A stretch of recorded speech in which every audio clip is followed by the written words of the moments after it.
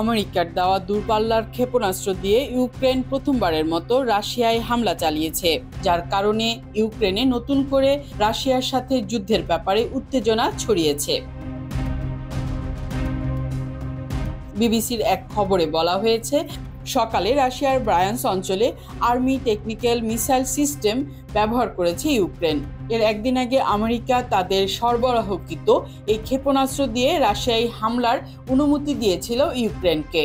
রাশিয়ার প্রতিরক্ষা মন্ত্রণালয় হামলার বিষয়টি স্বীকার করে বলেছে, তারা ইউক্রেনের 5টি ক্ষেপণাস্ত্র গুলি করে ভূপাতিত করেছে এবং একটি ক্ষেপণাস্ত্র ধ্বংস করেছে। তাদের ধ্বংস করা ক্ষেপণাস্ত্রের অবশিষ্ট অংশের কারণে ওই এলাকার একটি সামরিক স্থাপনায় আগুন লেগে যায় এবং রুশ প্রশাসন এই কর্মকাণ্ডের সমুচিত জবাব দেবে।